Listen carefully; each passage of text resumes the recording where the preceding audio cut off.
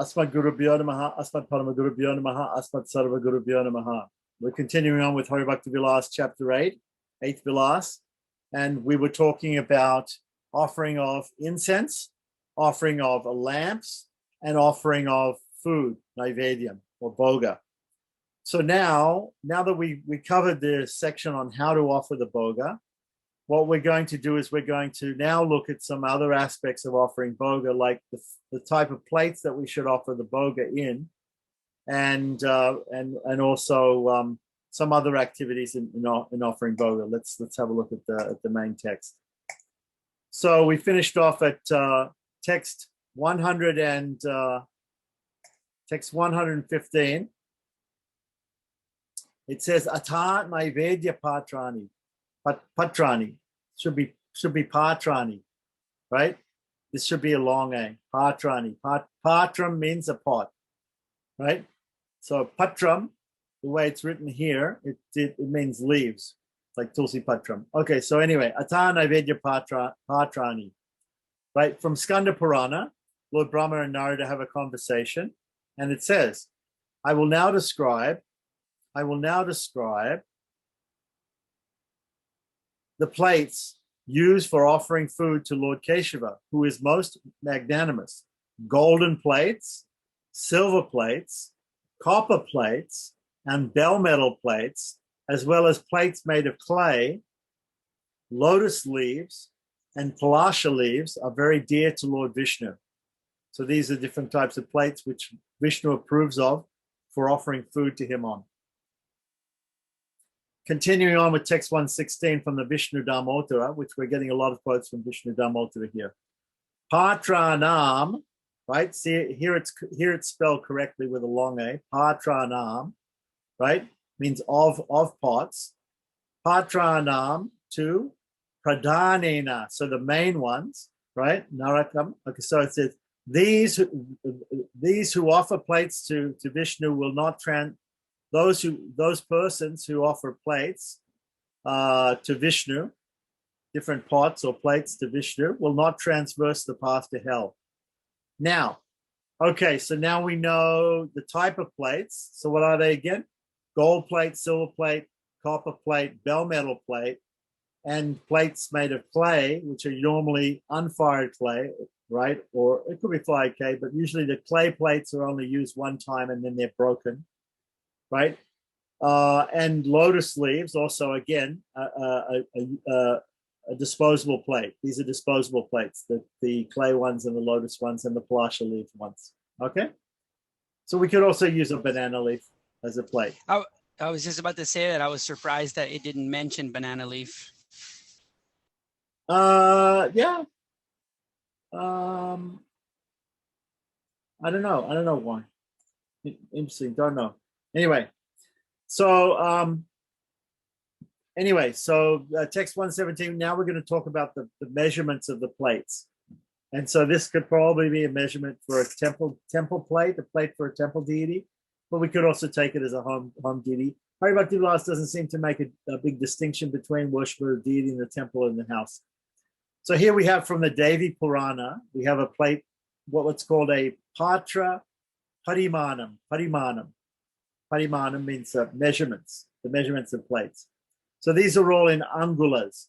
The angula is the width of a finger, right? So it's about 2 centimeters, like that. So if we can figure that out in here, he's converted it all into inches. So if you want to figure it out in centimeters or inches, that's up to you. Okay, so here we have a plate that is about 36 inches. So it says Sat Trimsad, Angula Patram, Uttamam Parikirtanam. So here we have a distinction in plates. And remember, in the Vedic culture, what they do is they categorize everything. So many things are categorized into Uttama, the best, Madhyama, middling, and Kanista, right, which is the least or the smallest, right? So here we have also that sort of gradation. So we have Uttama, the best plate is 36 inches in diameter, is considered to be the best. So what it really is 36 angulas. So it's really not 36 inches. Okay. So a plate of 24 inches in diameter is considered average. And one should never use a plate with a diameter less than 8 inches. Okay, so this is the idea. So there's some this is the pramana coming from Devi Purana, which is quoted here. So next, we're going to talk about food that is offerable, considered offerable to the Lord, because we can't offer all foods. Right? There might be some not sattvic foods which are not offered to them, which cannot be offered. Okay, so here we go. Ata bhojyani. So what kind of boga, what kind of naivedya can we offer to the Lord? So here again, from the 27th chapter of the 11th canto of the Srimad Bhagavatam, Ekadas Skande, right, which is Lord Krishna's instructions on deity worship, we have the mention of some foods that he likes. Within his means, so it means the person, it's talking about worship of the Lord by people according to their means, how much money they have, or how much they can put into the worship, what kind of facilities they have. Within his means, the devotee should arrange to offer me sugar candy, sweet rice, ghee, shashkuli. Shashkuli, it means rice flour cakes, apupa, various sweet cakes, modika, which are steamed rice dumplings filled with sweet coconut and sugar, right? Which is also especially liked by Ganesh. Okay, so samyava, wheat cakes which are made with ghee and milk and covered with sugar and spices, something like they have a thing like this in Jagannath Puri, which they call gaja, I believe. Anyway, so it's basically fried wheat cakes, fried wheat strips with sugar and spices on it. Yogurt, vegetable soups, right? So the word for soup is actually soup in Sanskrit, supams, right? Dadi is yogurt, right? Modika, there's different things here, and other palatable foods. So text 119 also comes from Srimad Bhagavatam, but from the 11th canto, but the 11th chapter, text 41, it's stated, whatever is most desired by one within this material world, and whatever is most dear to oneself, one should offer that very thing to me. Such an offering qualifies one for eternal life. So this is a very interesting pramana here. So basically it's saying whatever foodstuffs, and it doesn't only mean foodstuffs here, it means whatever you like, whatever sort of thing that you like, you should offer to the Lord. Right? So now the caveat or the rule here is that it should be sattvic. It should be sattvic, right? So what exactly is sattvic and what exactly is sattvic food? Like that, we have to look in different manuals for that, in different scriptures. There's the latest manual, I believe, that was written, I think, is by Vedanta Deshika in the 14th century. That is called Ahara Niyama. Niyama means rules, and Ahara means for eating, rules for foodstuffs. So we can go through that sometime if anybody's interested to look at that Ahara Niyama. But pretty much the standard will come from your particular sampradaya or your particular group. You know, people will tell you what is acceptable to eat and to offer and what isn't. So now we have another quotation from Srimad Bhagavatam, right, from the 16th chapter of the 8th canto, and it says, the offerings of food should be of a variety of tastes. In this way, one should worship the Supreme Personality of Godhead. So they're actually considered to be 6 tastes in Vedic culture. So you have sweet, salty, sour, pungent, astringent, and I'm forgetting the last one. Sweet, salty, hot, maybe. Pungent is hot though. Right? Pungent, sweet, salty, sweet, salty, sour, astringent. Okay, I'm forgetting I'm forgetting the sixth one, but anyway, so whatever it is. Okay, so then we should offer a variety of different tastes to the Lord. Okay, so then text 121 comes from Bodhayana Shmiti. So Bodhayana is a Vrittikara. He's a Smitikara. He has his own Kalpa Sutra, which is followed by some Krishna Yajurvedans. Krishna Yajurvedans, they normally follow either Apastamba or Bodhayana. So Bodhayana is a great ancient writer. And so Bodhayana, in Bodhayana Shmiti, he's suggested this. Lord Vishnu's offering should consist of various types of delicious rice, right? So here it says in the first line, Nana Vida Anna. Nana Vida means varieties, and Anna means rice.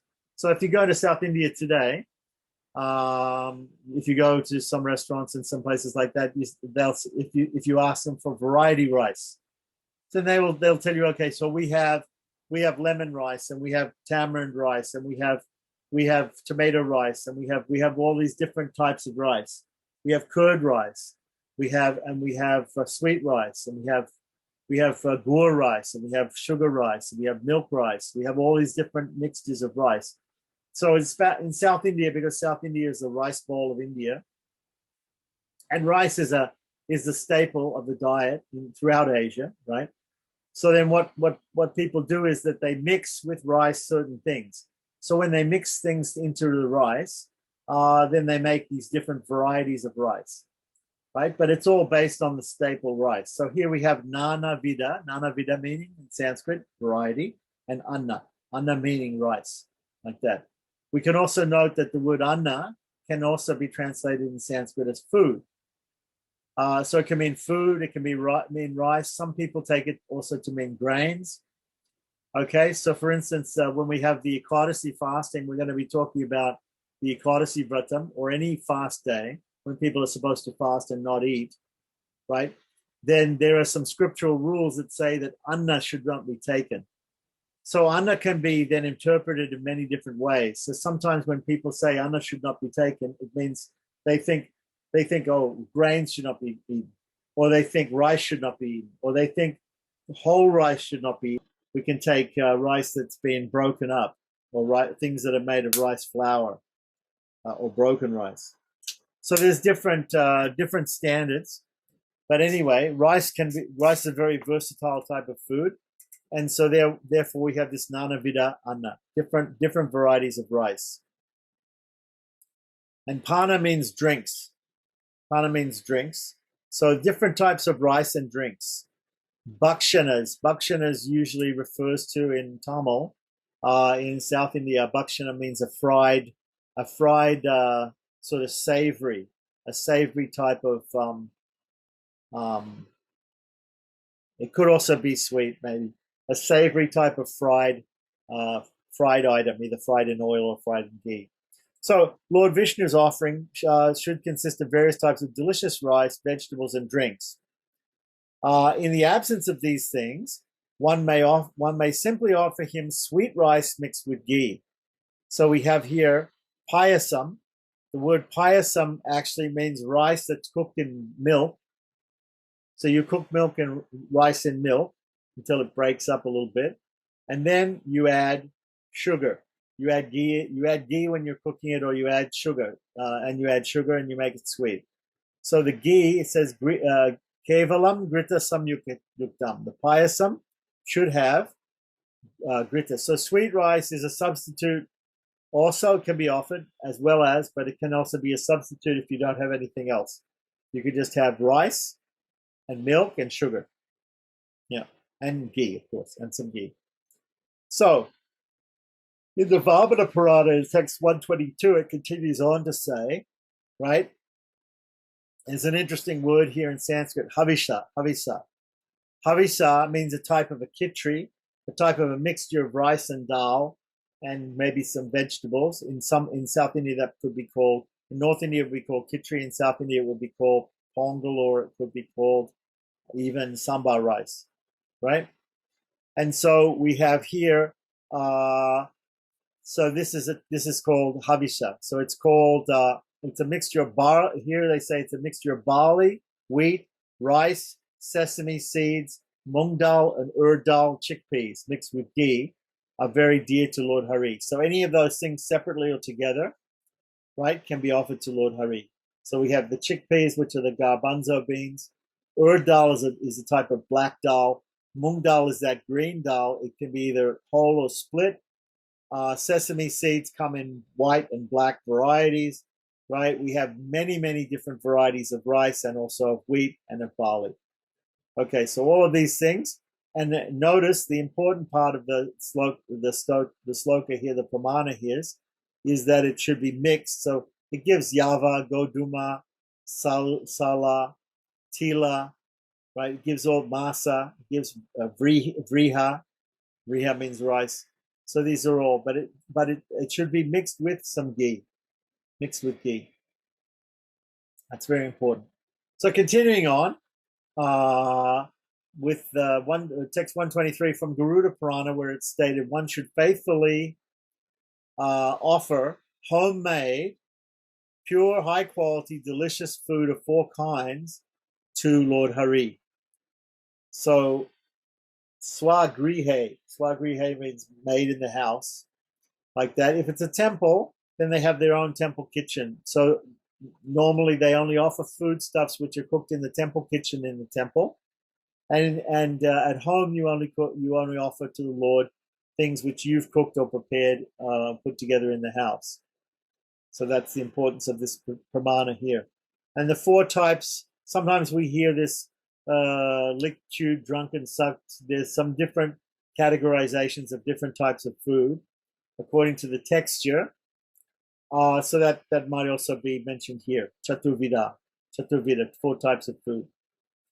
So then again in Bhavishya Purana, the next 2 slokas, or two or three slokas here, 124 to 126, it says, O king, one should devotedly offer to the Lord flowers, deepa. So we discussed all of this. There was a whole chapter on flowers.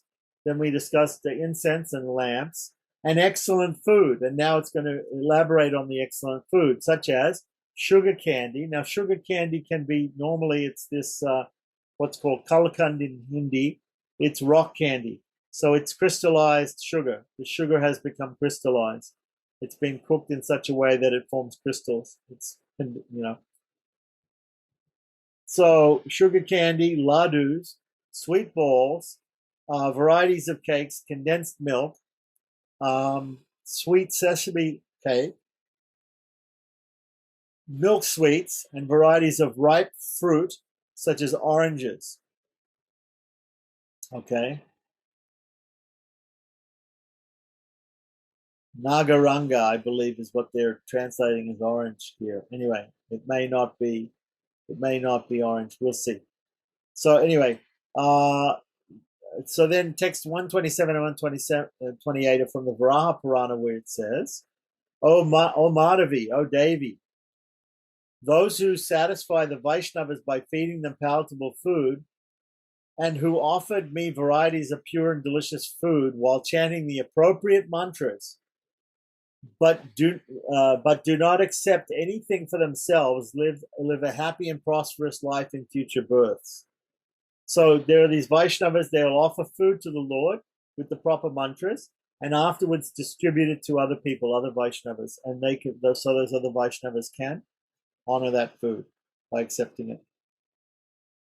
So continuing on, we have verses 129 to 131.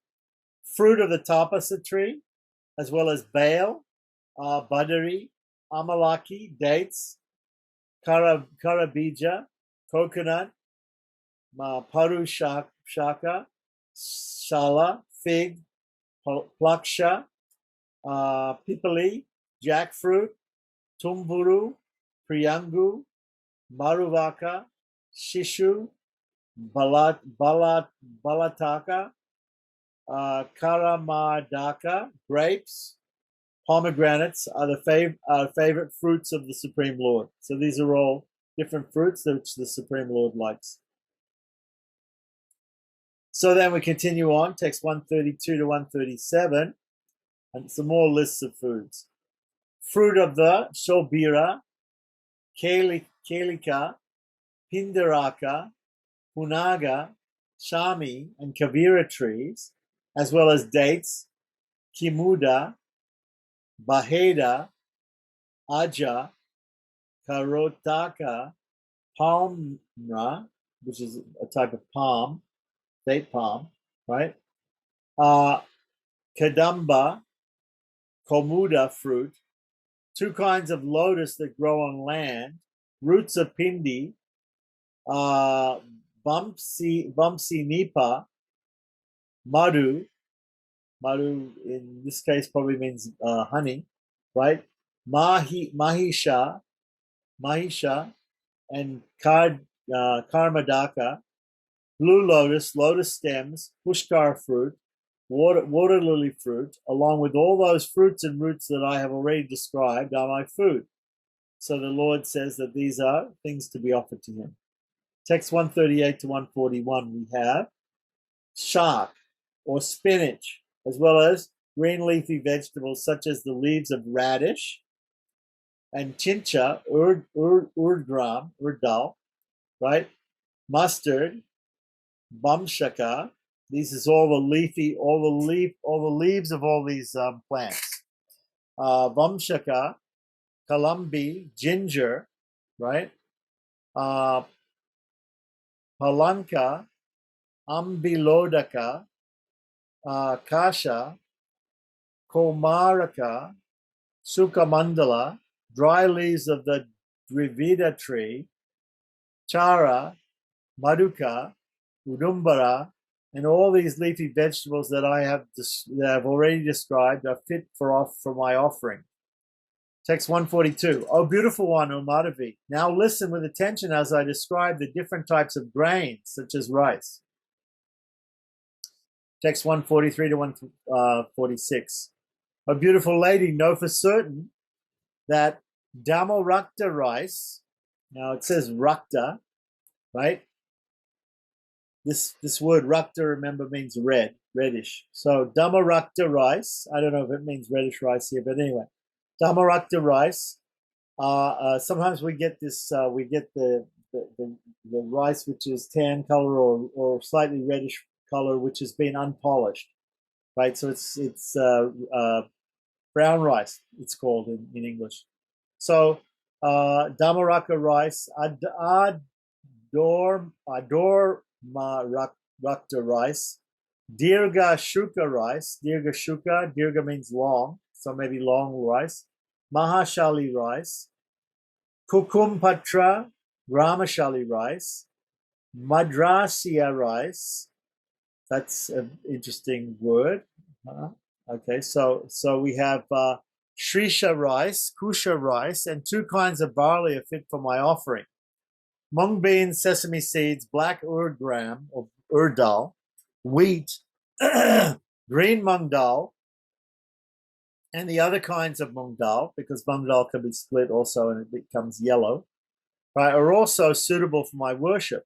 All of these, as well as the vegetables that I have already mentioned, I gladly accept from my devotees. Text 147 says, now this is interesting, cow's milk, cow yogurt, and cow ghee, right, are fit for my offering. So we're going to see later on, it's going to talk about things which are not fit to be offered to the Lord, right? So in the Skanda Purana again, in a conversation between Narada and Brahma, text 148 to 150 speaks about more things. One should offer cow ghee, best quality shali rice, rice mixed with ghee and sugar, and barley powder cooked with milk and sugar to the Lord of the demigods, Sri Vishnu. If one cannot afford these things, then he should simply offer fruit to the Lord. If he cannot afford fruit, then he should offer roots, twigs, or even herbs to the Lord. If even these are not available, then one should just offer water to the Lord. If nothing is available, then not even water, then one should offer the Lord's favorite food within the mind. Okay, so this is a very important pramana here. So it's giving a list of all these ingredients and foodstuffs that we can offer to the Lord, which he likes. But it's saying It's giving substitutes. In case you don't have these things, you can offer other things, right? Including and up to even just offering only water or offering the food within the mind. So now we have text 151, also from Skanda Purana, a conversation between Indra and Narada. So Narada says to Indra, those who offer tulsi leaves cooked in ghee, tulsi leaves cooked in ghee. So it sounds like fried tulsi leaves to me, to Lord Madhava, go to live with their forefathers in the abode of Lord Vishnu until the end of the Kalpa, right? So obviously, if they go and live in the abode of Lord Vishnu, they're going to stay there forever because that's liberation. That's Vaikuntha, right? Or it could be Svetadvipa or whatever it is. So, and if their forefathers are already there, that's nice. So these people are Vaishnavas. So what does it say exactly in the Sanskrit? It says Tulsi Shaka, Tulsi Shaka. I'm not exactly sure whether that means Tulsi leaves or it means some green leaves that are like Tulsi. I'm not sure. Okay, but anyhow, it says here that they should be, he's translated it as Tulsi leaves cooked in ghee. Interesting. So now we come to prohibited things which are prohibited, foods that are prohibited. From the Harita Samhita, text 152 talks about. So again, we have this heading beginning with the ta. Naivedyam is the food offering, and nishidani. So nishidam, it means forbidden. Nishidani means things which are forbidden, right? So things that are unfit for eating should not be offered to the Lord. So first of all, we should understand if you wouldn't eat it yourself, then don't offer it to the Lord, right? If you think it's unfit for your eating, then you don't eat it. Then don't offer it to the Lord. Among the things which are fit to eat, among the things that are fit to eat, right? So there are some things which are fit to eat, but among them, one should avoid offering goat's milk, buffalo milk, fish, and the flesh of any animal that has 5 nails or 5 toes, right? Yeah. So what he's saying, it's interesting. It's an interesting sloka here because it's saying that some people eat these things. Some people eat the flesh of animals. Some people eat fish. Some people eat buffalo milk. Some people eat goat's milk. But these things, he considers them, according to Harita Samhita, and Gopal Bhatta is quoting this, he says these should not be offered to the Lord. So now we have Dwarka Mahatmyam, in the glorification of Dwarka, which is also coming in some Purana, probably it's talking here about Skanda Purana before. So I believe it's from Skanda Purana, but we don't know. Dwarka Mahatmyam, right? Text 153 says, those who grow neeli in their field and eat radish cannot gain freedom from their hellish condition of life even after hundreds of millions of kalpas. So neeli, if we just have a look at the Sanskrit dictionary and we see what neeli is. Radish we understand. Now there's different types of radishes. There's a big daikon type thing, radish, a big white radish called daikon, not the small red radishes that we have in the West, but a big white one, which is they have in Asia and also in India. It's called daikon in most stores, daikon radish. In Hindi, it's called muli, and actually they make if you scrape it and make it into scrape it into very thin bits and put it in the paratha, it's quite nice. So muli paratha. So muli is a type of radish. Sometimes they take it and they put it in dal also. Okay, so radish, the red radishes that we see are not so common in India, but these big mulis are common. Okay, so we're not quite sure exactly what it means by radish when he translates it here. It's like that. But neeli, the word neeli, neeli means, neeli is not exactly sure what neeli is.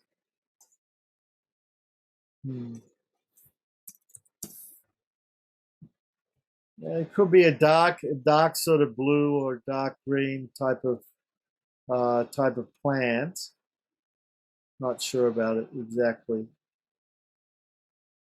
Could be indigo plant. I'm not sure. Anyway, so one who grows nearly in his field and eats radishes, right, is going to be in hell, and he can't get rid of his hellish condition even after millions of kalpas. So that's just, the Lord doesn't want you to offer him radishes and things like that. Okay, so now we have the Varaha Purana. In the Varaha Purana, in text 154, it says, it has been ascertained that sheep, goat, and buffalo ghee are not suitable for the use in sacrificial performances. Now, that's very interesting because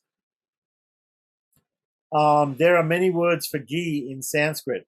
So grita is a word for ghee, sarpisha is a word for ghee, aja is a word for ghee. Now, the word aja very much sounds like the word aja. In Sanskrit, aja means a goat. Aja appears to be coming from ghee that comes from goat milk. But here it says, on the evidence of the Varaha Purana, that you shouldn't use sheep, goat, or buffalo ghee for sacrificial performances, for offering into the fire ceremony. You should only use cow ghee. Okay. So now we're talking about, now in India, sometimes people will make a distinction between Western cows and Indian cows, and they really want what they call deshi cows or Indian cow breeds, indigenous cows to India, and they want the ghee from that, especially a brown cow from indigenous cow. They want that ghee. So here in text 155, we have another pramana that says, if one would like to offer me ghee, milk, or yogurt, then he must avoid that of the buffalo. He must avoid, and this mahisam, there's an asura, a buffalo asura, which is killed by Durga in Mysore. In fact, the word Mysore comes from this word buffalo. In Sanskrit, we call a buffalo a mahisa. So Mysore, the word Mysore comes from mahisa in Sanskrit. So Mahishasura Mardini is the name of the goddess Chamundi Devi, who lives in the white temple up on the top of the hill of the Mysore Hill, overlooking the city of Mysore in South India. So she is the one with a trident who killed this demon that came in the form of a buffalo demon. So the buffalo demon is called Mahishasura. So this Mahisha means buffalo. So here it's very clear that it doesn't say exactly where this is coming from, but it may also be from Varaha Purana as well, right? It says that we should not use buffalo milk, yogurt, or ghee. So in preparing foodstuffs for the Lord, or even in the sacrifices. Okay, so now text 156 to 157, again from Vishnu Dharmottara, from the third section of Vishnu Dharmottara, right? It says, one should never offer inedible, or uneatable, and tasteless food to the Lord. So it should be tasty, it should be fresh, it should be edible, right? Prohibited food containing the hair of a monkey, or we can say a hair of any animal, even a hair of a human being, shouldn't have hairs in it. Food that has been rejected by some other person, somebody else rejected that food, right? It should only be strictly prepared, fresh and pure for the Lord. And if it's been rejected by somebody else, certainly not, right? And food upon which someone has sneezed are unfit, right? So if there's any, that's why in the Jagannath Puri temple, when they're going when the pujaris are taking food, when the pujaris are in the kitchen, they wear coverings over over their mouths, right? They wear masks over their mouths and nose so they don't exhale on the food when they're cooking it. And when they take it in pots to go before Lord Jagannath, they cover their mouth. What we can do is when we take the food from the kitchen, temple kitchen, or the kitchen in the house, if the deity isn't in the kitchen, into the puja room in the house, then we have to cover it with a cloth, and this will stop, outside contaminants coming in like that. So this is the idea, right? Then it also says wood apple, lemon, and udumbara should not be offered to the Lord, right? So this is interesting. Here we have lemon, wood apple, udumbara. Udumbara means fig. It's a type of fig, right? Okay, so now if we look up here, if we look in the Sanskrit, do we see that here we have udumbara in the second sloka, Do we also have a word for lemon? I don't know. I can't see a word for lemon exactly like that. But so we have to look into this because this is very interesting. Because if you can't offer lemon to the Lord, that's there's a lot of people who offer lemon to the Lord, or lemon in lemonade, or lemon juice, or they use lemon. If it can't be offered, that's not good. And udumbra is a type of fig tree, right? Exactly what type of fig it is, we don't know. Udumbara. Udumbara.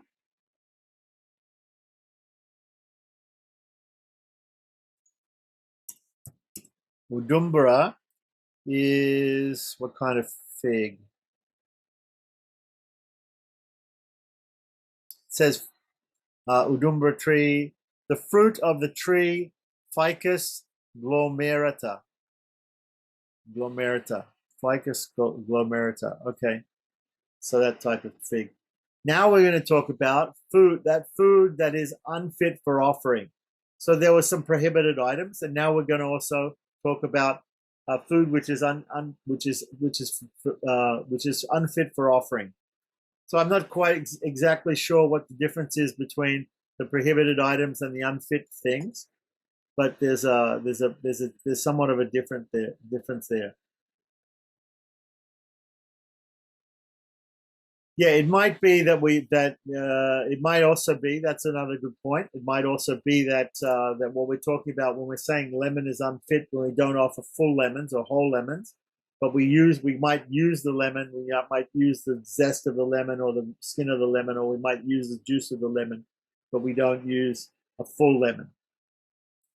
Okay, so or offer a full lemon. We don't know. We don't know exactly what this. Maybe there's some purport about this. So from the Kurma Purana, we're talking about Bhakshanani. Bhakshanani means like snacks in Tamil, but it could mean any sort of fried thing a lot of times. And so here it's saying there's unfit food for offerings. So let's have a look at the list here. Eggplant, that's a big one, right? A lot of people see eggplant's going to be mentioned quite a lot here. Eggplant is considered. The word eggplant in Hindi is begun, which comes from the Sanskrit vai guna. Vai means without, guna means qualities. So without qualities or completely useless, right, is the name for eggplant. Right now, eggplant, that is because eggplant doesn't really have any flavor of its own. It's just sort of like a blank sponge. If you fry it, it tastes very good because what you're eating is the ghee that you fried it in, right? But eggplant by itself, if you just boil eggplant, doesn't taste very bland, and so therefore, for other reasons, but whatever which we don't know about, the eggplant here is supposed to be unfit. Then they have different types of these shaks, different types of leafy vegetables. The jali shak, kusumba shak, kusumba. A kusumba, I believe, is a pumpkin. So the greens that come from when you're growing pumpkins, right? Asmataka shak. Then we have palandu. Palandu. I thought palandu was, it might be either onion or garlic. Here they say garlic as well, right? Palandu might mean something like that. Let's have a look in the Sanskrit dictionary about palandu. See if we can get a translation for that.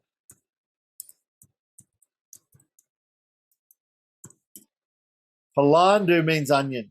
Palandu means onion. Okay, so onion and garlic, and kanjilka should be avoided. So kanjilka.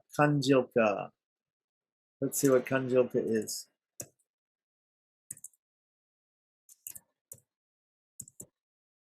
Kanjika. Kanjika is a sour gourd. It's a type of sour gourd, right? It's also an edible legume, a type of creeping plant or medicinal plant. Not exactly sure. It doesn't give the does not give the actual sour gruel.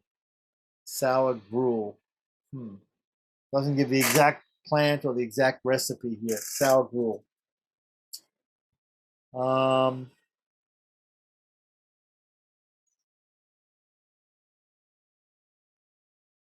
Okay. Again.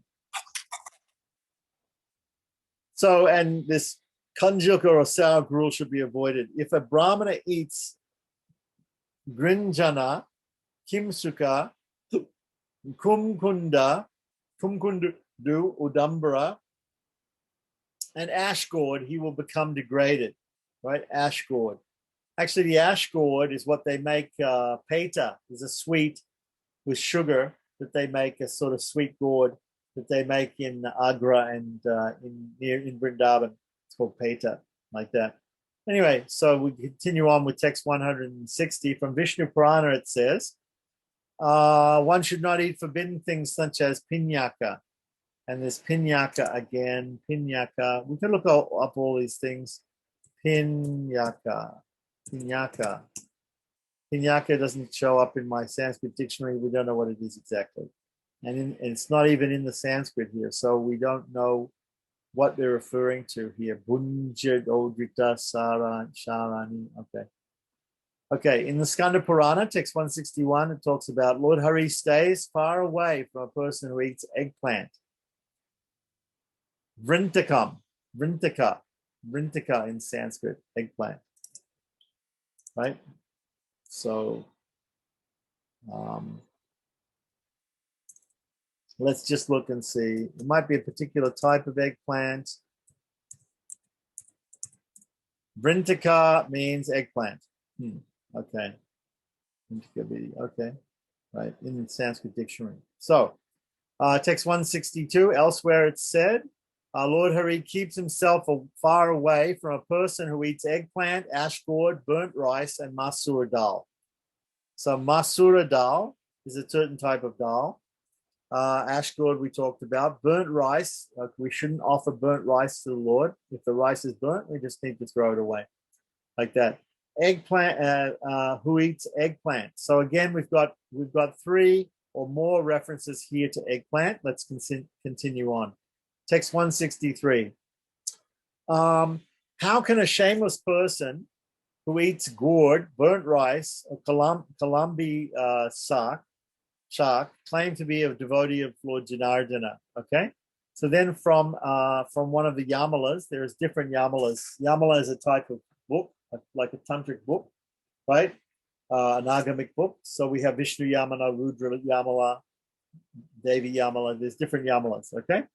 So here we have, it just says from a Yamala, one of the Yamalas, it says, unalloyed devotional service to Lord Hari does not manifest in a place where there is meat, eggplant, wine, and radish. So these things are considered, so like radish and eggplant are put on the same level here with meat and wine, meat and liquor. So there's a lot to be said in Hari Bhakti Vilasa about eggplants. So eggplants are really decried here. Again, you have to gauge it according to your particular group, your particular sect, and what is the tradition of your sect, and whether people are accepting eggplant or not. For example, I'll give you an example that Madhvas never used to eat eggplant. But then there was a great Madhva saint called Vadiraj, who was a great worshipper of Lord Hayagriva, and he had a whole leela with Lord Hayagriva, and Lord Hayagriva actually came to him in his dream and told him that he had to offer him eggplant to cure a particular disease, that the deity had been poisoned. Some people were trying to poison the Swami, but the food got given to the deity, and the deity went blue from the poison. And so the deity came in his dream and said, you have to offer me this eggplant. And if you offer me this eggplant, then that will cure me of this poison. So now from then on, the Madhvas, they used to offer this eggplant. They used to offer this particular type of eggplant. It's a small, round, green and white eggplant called gula eggplant. And they use it to thicken up their sambar soup that they offer with the rice to Udupi Krishna. Every day of the year, they're cooking this gula sambar. So, okay. So that's how eggplant came to be used by Madhva Brahmins, like that. But previous to that, they weren't taking eggplant. So some people take eggplant, some people don't take eggplant. So continuing on with the text 165, 166, we have the glories of offering food to the Lord. So we dealt with the offering itself. We dealt with the plates. We dealt with the proportion of the plates, how big the plate can be. We dealt with different things to be offered to the Lord, which he likes, like fruits and different grains and different cooked foods. Then we dealt with things which were prohibited and also things which were considered unfit for him to eat.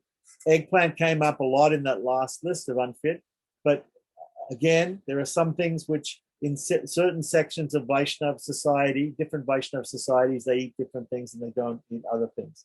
For example, the Sri Vaishnavas tend not to eat this thing called darta. In Hindi, it's called darta. It's called drumstick. It's a type of vegetable that grows from a tree and doesn't contain a lot of nutrition, but it's sometimes thrown into soups and dals and things like that.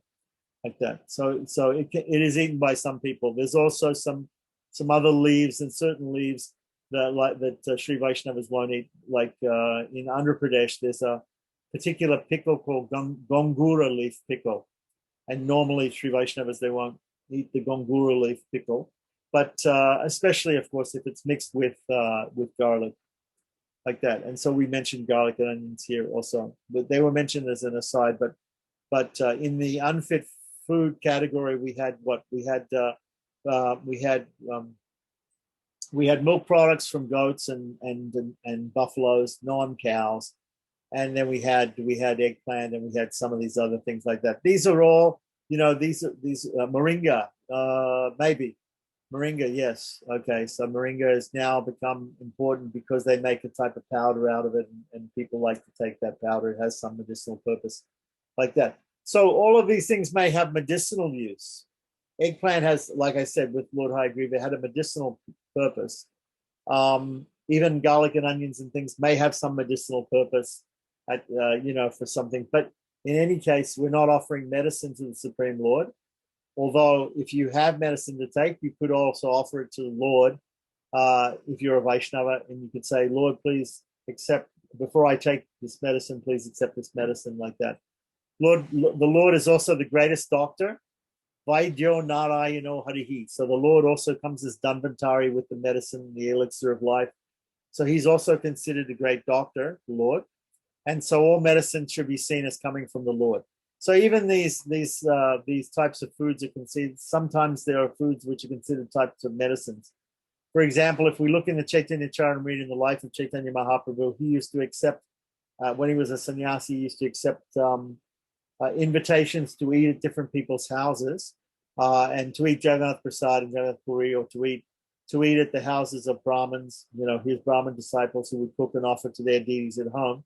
So sometimes he would eat, and then the next day he would prefer to eat something different, which would counteract the feast that he had the day before. So I was in a lecture one time. A prophet came in. He was in Melbourne, Australia, and he was talking about all these different foods that are supplied by the Lord. They all have different purposes. So maybe there's some medicinal use to eggplant and to onions and garlic and all these other things like that. So it's possible to use them at some times, but it's like not for medicinal purposes only, not for regular offering to the Lord, like that. So anyway, these things are forbidden. Some things are forbidden in Hari Bhakti Vilas, which are actually accepted by some Vaishnav societies, and some things are not. The rules about eating and about offering food and about taking food and honoring food in India are very complex, and they differ from sections of society to other section of society. So you have to really look into that, and it's not necessarily that we follow all of these rules in Hari Bhakti Vilas or don't follow these rules in Hari Bhakti Vilas. But these are just Shastric statements which Gopal Bhatta has brought out to give us an idea of certain things. When we see a certain thing being mentioned again and again and again as good, or again and again and again as bad or unfit or prohibited, then we should take notice of it. But when we see here and there's an occasional mention of something like that, perhaps, in our particular sect, we're not too much worried about that. Okay, so continuing on, it says here, that that by offering palatable foodstuffs to Lord Krishna, one's forefathers enjoy unending happiness for the duration of the day of Brahma. O foremost of kings, for one who offers fine fruit to the Lord, all of his desires become fulfilled for the duration of a day of Brahma. So in the Narasimha Purana here, there's another 2 verses here, text 167 and 168, it mentions. This is the glorification of offering foodstuffs or proper foodstuffs to the Lord. Those who offer Lord Narasimha the best quality ghee, best quality rice cooked with ghee and sugar, and barley powder cooked in milk and sugar, enjoy supreme happiness in the abode of Lord Vishnu, along with his associates for as many years as there are particles of grains in these preparations. So you just imagine, so for every particle of grain in the preparation that you're offering to the Lord, you get 1 year in Vishnu Loka or Vaikuntha.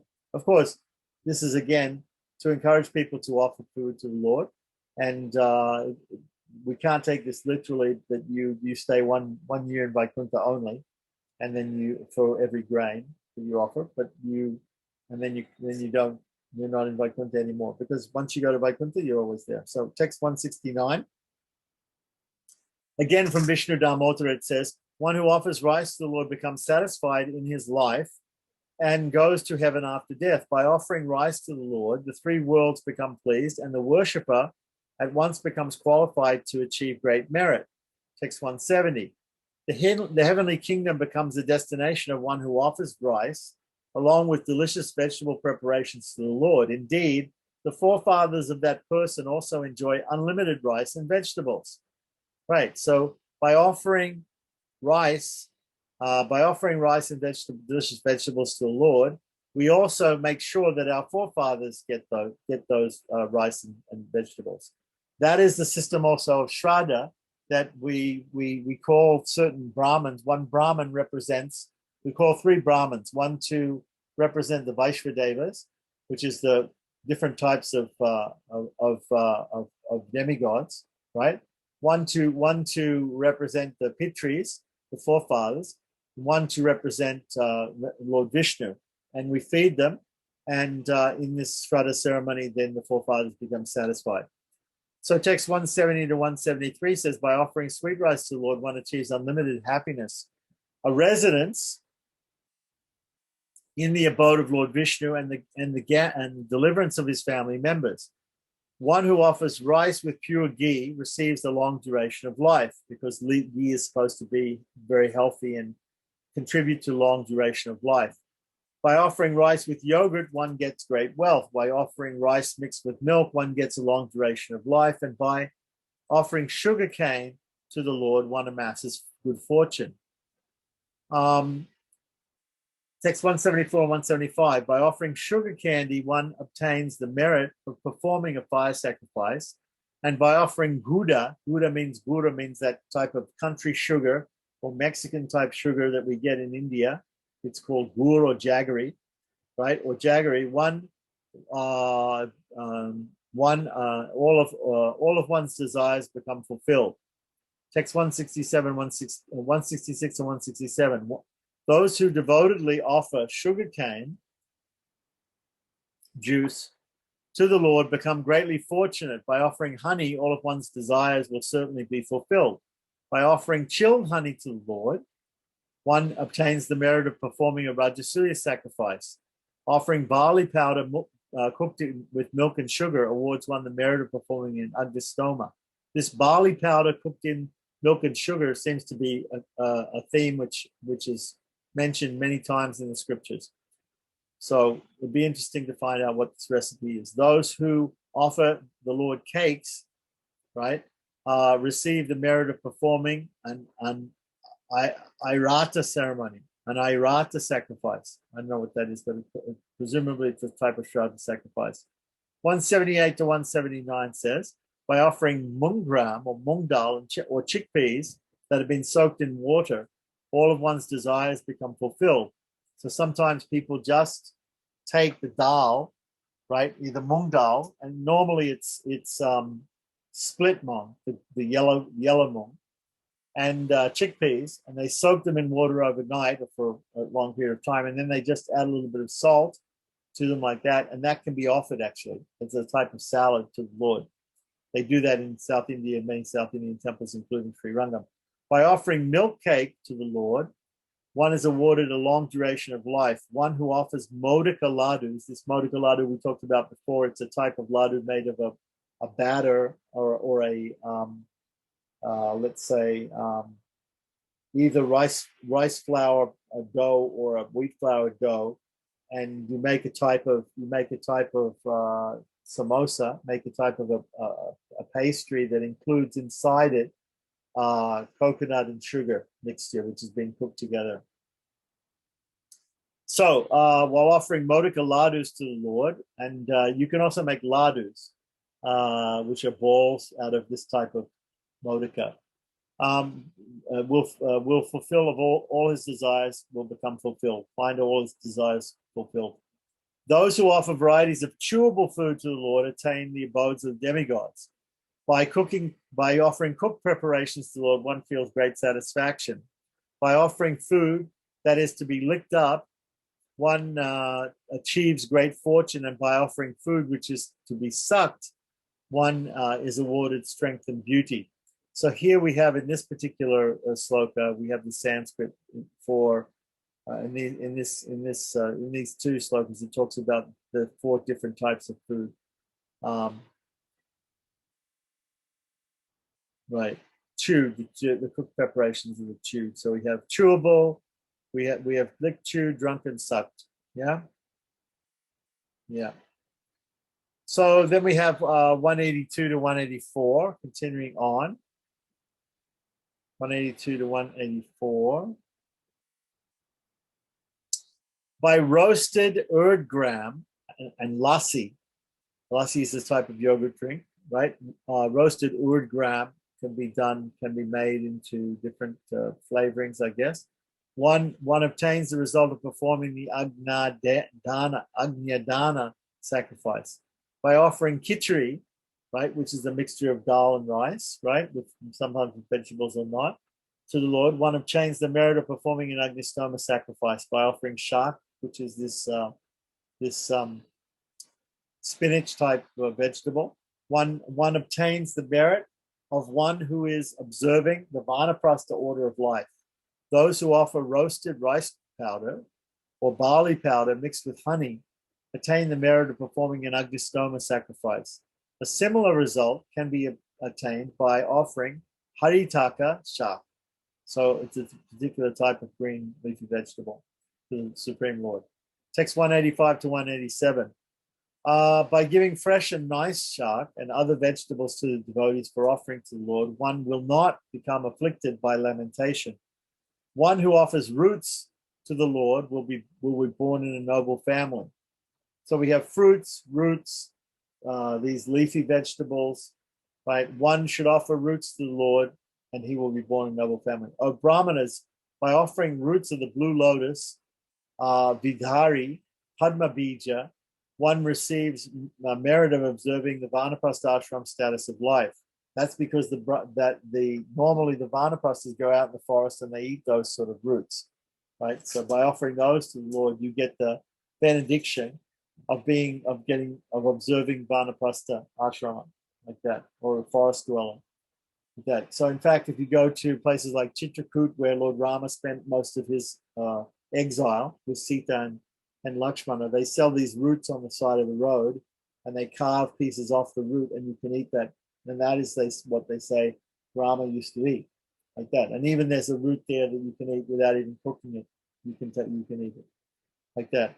Those who give cucumbers and other similar vegetables are awarded the merit of giving lotus flowers in charity. Text 188 to 193 says, all endeavors of a person who offers Karkundu, Bhadar, Haraivata, Harushaka, mangoes, jackfruit, coconuts, kamaranga, bananas, coca.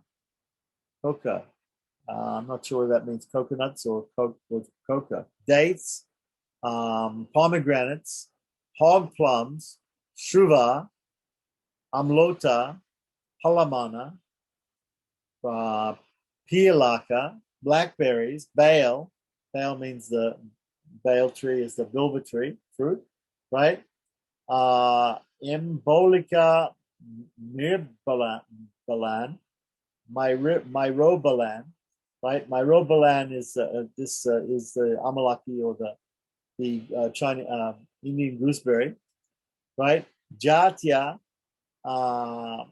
Vinataka, oranges, Bijapura, Bajam, Pulgu, and many other varieties of sweet and ripe fruits and roots to the Lord of the demigods, Sri Vishnu, become successful. So at the end of his life, he will go to the heavenly planets. One remains free from disease if he offers grapes to the Lord.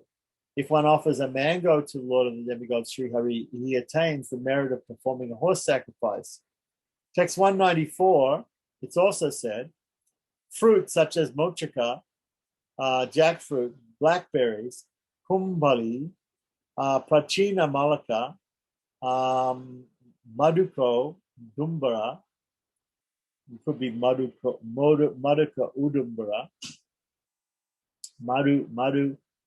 maduka udumbara, are considered excellent. Good bananas, even if they have been artificially ripened, are acceptable to the Lord. So continuing on with text 195, in the Hari Bhakti Sutta Daya, it's also mentioned, even a little quantity of food enjoyed by the Lord with love and devotion can quickly enable a devotee to enjoy transcendental happiness. Text 196, after offering varieties of food to the Lord, one should offer various kinds of fragrant, pure, excellent, fragrant, pure, and cool drinks. So now we're going to have a discussion about drinks. So it says Ata Panakani. The panaka is a type of drink, right, that we offer to the Lord. Panakani means, panakam means singular, and panakani means many types of drinks. So from the Vishnu Dharmottara, it also mentions about drinks. If one offers fragrant and cool drinks to the Lord of the demigods, he can receive the merit of performing a horse sacrifice. Text 198 to 199, the Supreme Lord becomes very pleased with the person who offers him varieties of drinks and juice made of cardamom, cinnamon, yogurt, naga kusuma, camphor, bijapura, honey, sugar, jaggery, oranges, and other fruit. Such an offering awards a devotee the merit of performing a Rajasuya sacrifice. Text 200. A devotee who offers fresh coconut water to the Supreme Lord will attain a heavenly abode where there are many rivers that fulfill all of one's desires and many beautiful women as well. He also earns the merit of performing an Agastoma sacrifice. So this is for offering fresh coconut water. Fresh coconut water means when the coconut is green, we usually offer and then water is sweet, like that. So when the coconut is not green, when the coconut is brown, all the sweetness from the coconut water goes into the meat of the coconut. That water at that point is not really offerable, right? So then we have text 201. After concluding the offering, right? So now we finished with that whole Mahatmam section. Concluding the offering, one should come out of the deity room and chant the holy name of the Lord while meditating on the Lord to the best of his ability. So during the offering period, when the food is still on the altar, one should come out of the deity room and one should meditate upon the Lord and chant certain prayers or mantras. He's going to give the process of meditation here just below, right? It says, Japa Sandhyanam Acharet, right? So we should do the Sandhya Japa after we come out of the deity room. So text 202 says Ata Dhyanam. Here's the process of meditation. So there's a mantra which is to be chanted, and it says, because it says here iti at the end of the sloka, it means thus. This is to be said out loud. This is to be chanted. So it says Ramesha Dhyayi Jaif Parita Rishibi Supravishte Sameto Lakshmya Sinjad Alaya Karaya Sadaram Vijyamana Marma Krida Prahasita Mukho Hasayan Pankti Bhoktrin Bhunkte Patre Kanaka Gatite Sadrasam Sri Rameshaha. So, Lord Narayan, the husband of Lakshmi, surrounded on all sides by the demigods headed by Brahma and Shiva, as well as the great sages, enjoys the fresh air, being fanned by the goddess of fortune, causing her bangles to make a very sweet sound. The Lord induces his close associates to laugh by joking as he relishes the 6 types of food that have been placed on a golden plate. So that's the meditation that we have to have when we come out of the deity room and we leave the plate on the altar. So it says here also, Ekanti bis chatma kritam sa vayas yasya gokule yasoda lal yamanasya dhyayam krishnasya bhojanam. Right. So devotees should meditate on how Mother Yasoda feeds her beloved son, Sri Krishna, along with his friends, food that she has personally cooked in Gokula. So now, after meditating in that way, right, at this time one can go and one can perform what is called Nitya Homa, or one can perform the fire ceremony. This is the Pancharatric fire ceremony, or it's not a Vedic fire ceremony. It's not a normal fire sacrifice that you do for some other reason. It's done as Nitya Homa, as part of the worship of the deity every day. So here we have a discussion of Homa, or fire sacrifice. So according to his ability, the devotee should perform the prescribed fire sacrifices every day, right? So this could mean, I don't think it normally means the Upasana or the Agnihotra, because the Agnihotra has to be done at sunrise, and the Upasana Homa is also done normally. It could be done, the Upasana Homa, I guess, could be done at this time. So according to his ability, a devotee should perform the prescribed fire sacrifices every day. If he's unable to do this, then he should chant the required mantras 4 times more than is prescribed for the performance of the fire sacrifices, right? So in case at this point, you can do the fire sacrifice, the Nitya Homa. If you can't actually do the Nitya Homa, then you have to say all the mantras for the Nitya Homa 4 times. So if you would offer 1 oblation, you have to offer 4 oblations mentally and chant the mantras for them.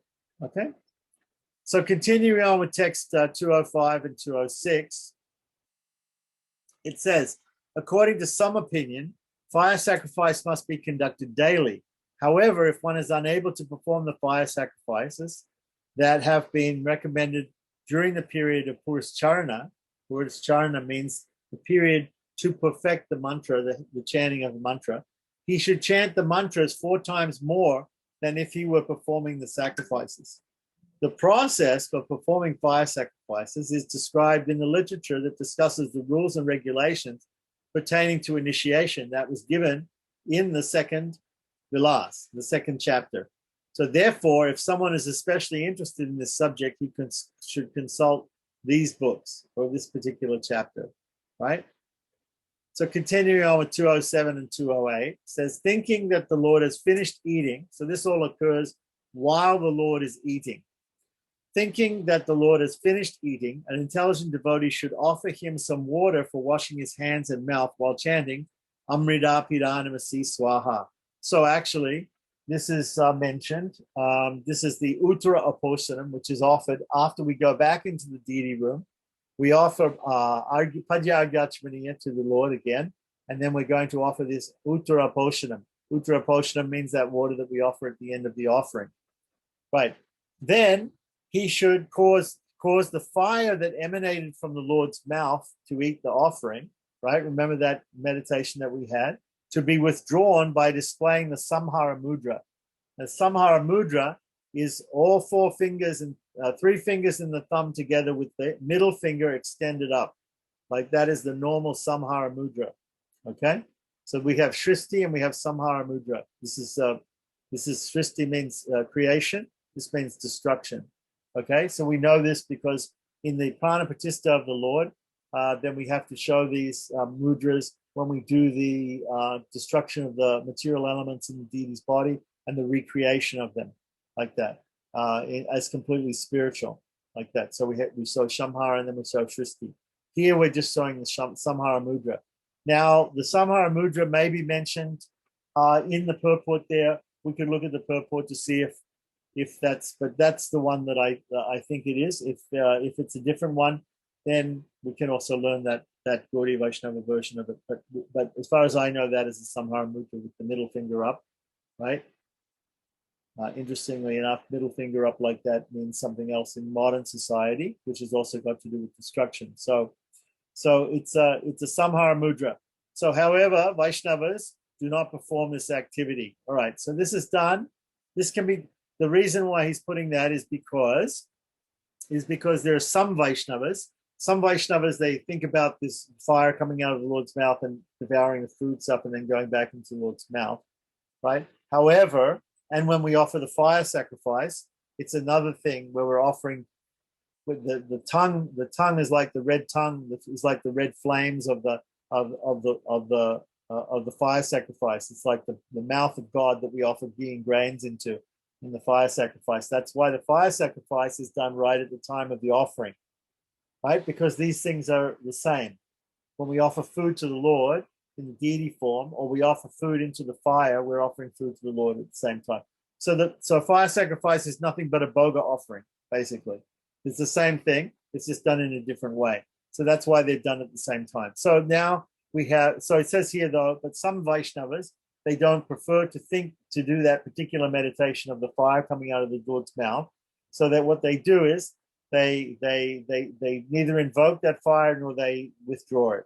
So here, when it's mentioned that you shouldn't, that you should withdraw the fire from the Lord's mouth, right, back into the Lord's mouth, then you don't have to do that if you didn't do that in the beginning. So if you did do it in the beginning, if you meditated that the fire was coming out of the Lord's mouth and eating the food, right, then you can meditate on it going back in at the end of the offering. If you didn't, then you don't have to. That's the point. So here on, I hope that's clear. So text 209, we have Bali Danam. Now Bali means taking the remnants of the Lord's food, which is now prasadam. It was called boga before, or naivedyam. It's been now offered to the deity, and now it's called prasadam. So that prasadam, taking that prasadam and offering little portions of it to the Lord's associates is called Bali Danam. So after offering Achamana in this way, so we offered Achamana, we finished the offering and we took the plate out. We're going to offer Achamana to the Lord's associates, and then we're going to offer them a portion of his food, right? A portion of the prasadam to honor them, right? His associates, his parivars, his consorts, right? So after offering Achamana in this way, a wise devotee should open the curtain. I'm not sure if it says that open. Anyway, so and offer a portion of the Lord's remnants of food to Vishvaksena while following the prescribed rules. So there are different rules and there's a different order to offer to the Lord's consorts, associates, family members, and attendants, right? In that order, right? And then the Guru Parampara from senior to junior and how we offer them to different personalities, a little bit of the Lord's remnants. That is called Bali Danam. So in Narada Pancharatra, right, Narada says, right, text 210, he explains a little bit about that. 100th portion of the Lord's remnants of food, as well as the water that has washed his lotus feet, should be offered to Vishvaksena. So after the offering, we should take 100th of the boga offering, put it next to Vishvaksena and offer it to Vishvaksena, along with the Charnamrita or the Tirtha, the water that is taken as Charnamrita, right, to Vishvaksena, because he's a Vaishnava, he gets the first prasadam like that. Now, there could be other if you're worshiping Krishna and you have other consorts and other family members and other gopis and gopas and associates and attendants around Krishna, or whatever deity you're worshiping, if there are different attendants, they have to be offered in a specific order according to the type of the particular deity that you're worshiping. So here it's mentioned, if Lord Shiva is being worshipped as a Shiva Lingam, right? Now you can worship Shiva as a Shiva Lingam. There's also normally they make out of metal also the Nataraja form of Shiva, the dancing form of Shiva, or the Shiva Lingam, right? Then some remnants should be offered to Chandikeshwara. It says here Chandeshwara. It's actually Chandikeshwara. The Chandikeshwara is the attendant of Shiva, just like Vishwaksena is the attendant of Lord Vishnu. Okay, so you'll see if you go into a Shiva temple that if you're facing the deity over on the right hand side, or the deity's left hand side, or your right hand side of the deity room, there'll be another small shrine for Chandikeshwara. And the same thing when there's a Vishnu temple, there'll be a shrine for Vishwaksena in that same area over on the right-hand side of the main shrine. So if you do circumambulation of a Vishnu temple, when you circumambulate the Vishnu temple, you will come in the first avarana, in the first enclosure, right, within the temple grounds, you will come to a small shrine of Vishwaksena. That's there in Tirupati, that's there in Sri Rangam, there's a shrine of Vishwaksena at that point. If you go into any Shiva temple, that's where Chandikeshwara is. He's the servant or the associate or the attendant of Lord Shiva. Now, the thing is, so you have to offer some Bali to Garuda, you have to offer Bali to Vishwaksena, right? For Vishnu temples. In Shiva temples, you have to offer to Nandi, the carrier of the Lord, and Nandi bull, and to Chandikeshwara. When you go, there's a special way of doing pradakshina in a Shiva temple that not everybody observes, but some people observe in South India very strictly, is that you go around and you have to come back, and you don't do a full circumambulation of Shiva. You go around and you come to where Chandikeshwara is, and you come back, and you never cross over where Chandikeshwara is, like that. So if anybody wants to know about all those things and about exactly how to do circumambulation in a Shiva temple, we can discuss it some other time. You can just write to me and I can explain it to you. But anyway, there are slight differences between the Shaiva agamas for worshipping Shiva, the Shakta agamas, and the Vaishnava agamas. So, but in each case, in the case of the main deities of Shiva, Vishnu, and Devi, right, we do have attendant deities that are given here Charanamrita of their lords and goddesses, and also given the remnants of the food. And here it's explained exactly how much is given and how much and in what order. So now he's going to give the vidi for doing this, the actual process for doing this balidanam, right, which happens after the offering. Right. So it says here in text 211 to 213, take a small portion of the Lord's remnants to the northeast corner, right? So the deity will be facing east, right? And the deity will be facing east. So you go to the northeast corner of the plate, from the northeast corner of the plate, and place it to the left of Sri Krishna, right? This is the place of Vishwaksena. So as I said, now the left of Sri Krishna, if we're facing Krishna, that'll be on our right. On our right is his left, right? Which is the place of Vishwaksena.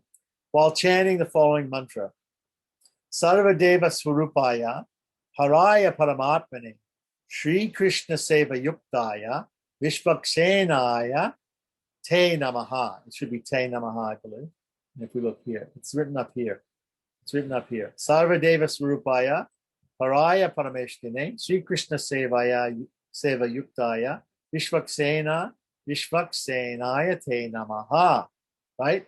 Iti, right? So that's the mantra, right? So if we look at this, that's the mantra. Okay, the quantity should be 100th or 1,000th. It's just a very small amount of the prasadam, because we're going to offer the prasadam to other persons also. So one very small amount of the prasadam, and it should be offered along with some water that has been used to bathe the Lord, the Charanamrita, the tirtha. right? Parodika, we call it. So to receive tangible benefit, one should adhere to this formula, right? So it says down the bottom here, it says, satamsha va sahasramsa. So amsa means a portion. Satamsa means 100th portion. Sahasramsa means 1,000th portion. That's the size of the offering which is offered to Vishvaksena. And then it says anyata nishpalam bhavet. In order to gain the benefit of offering the food to the Lord, you have to do this. If you don't do this, you don't gain any benefit. Okay, that's what he's saying. Anyata nishpalam bhavet. If you don't do this, anyata nishpalam bhavet. There's no fruit. Okay, so text 214, right? Vaishnavas should simply chant the following 2 slokas and distribute 100th portion of the Lord's remnants to other devotees. Right, so he's given one system, one method, which is the general Vaishnava method, like that. Now he's giving another method, a slightly different method. He's saying there's these 2 slokas which are chanted, 2 verses which are chanted, and then give 100th portion of the Lord's remnants to the other devotees. Here are the 2 slokas, right? These slokas give us the names of all the different Mahajans. So it goes, Balir, Vibhishano, Bhishmaha, Kapilo, Naradorjuna, Praladas, Chambarishascha, Vasu, Vayu, Sutta, Shivaha, Vishvakseno, Da, Akruraha, Sanakadyaha, Sukadayaha, Sri Krishnasya Prasado Yam, Sarve Grinantu Vaishnavaha. These are the Vaishnavas, right? Sarva Grinantu Vaishnavaha. We should remember all of these Vaishnavas, right? And so what is it saying here? It says we should chant these 2 slokas, and then we should give some to the Vaishnavas, like that, because these are the names of all the great Vaishnavas that we're following. So who are they? Bali, O Vibhishana, O Bhishma, O Kapila, O Narada, O Arjuna, O Pralada, O Ambrisha, O Vasu, O Hanuman, O Shiva, O Vishvaksena, O Uddhava, O Akrura, O devotees such as Sanaka, etc. And it's given here in the plural. Sanakadayaha means Sanaka, Sanatana, Sanandana, and Sanat Kumara. These 4 Kumaras or 4 brahmacharis, right, who are sons of Brahma, right? These great sages. And Shukadev, right, who spoke the Bhagavatam, right? Please accept this prasad of Lord Krishna. So we should chant these two prayers and meditate upon them and offer them. How much are we offering them? 100th portion of the Lord's remnants. It could be 100th portion, or like it said, 1,000th portion. A small amount is offered, and that is called Balidanam, right? That's the specific Vaishnava method. So, or Gaudiya Vaishnava method, let's say. Now, text 217, it says, although it is recommended that Mahaprasadam should be distributed only after showing a mirror to the Lord, it can be done at this time in consideration of the Lord's affection to the devotees. So at that time, after we offer the food and the food offering is finished, then we can distribute prasadam as soon as it's offered, as soon as the offering is finished. So now the reason why it says here in this sloka, this is a very interesting sloka, because it says usually darpana antaha, right?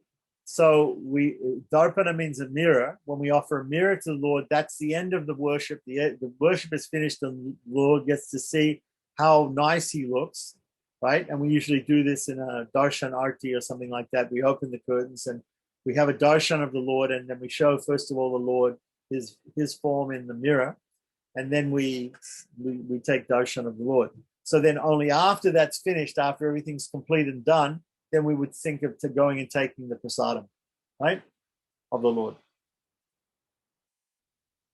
But here he's saying the prasadam can be taken even right after the offering without doing this, without offering the mirror to the Lord first. Again, we have to offer the mirror to the Lord. So the pujari, in any case, the pujari is not going to go and take prasadam because he can't interrupt his worship of the Lord. But he can offer foodstuffs at this point in the Bali, when the Balidanam is done. He can offer prasadam to other devotees, to the Lord's consorts, to the Lord's retinue, to the Lord's family members, to the Lord's attendants, and then to the devotees. He can offer that prasadam like that. Okay, so now we're going to get the Mahatmyam, or the glories of distributing Mahaprasadam.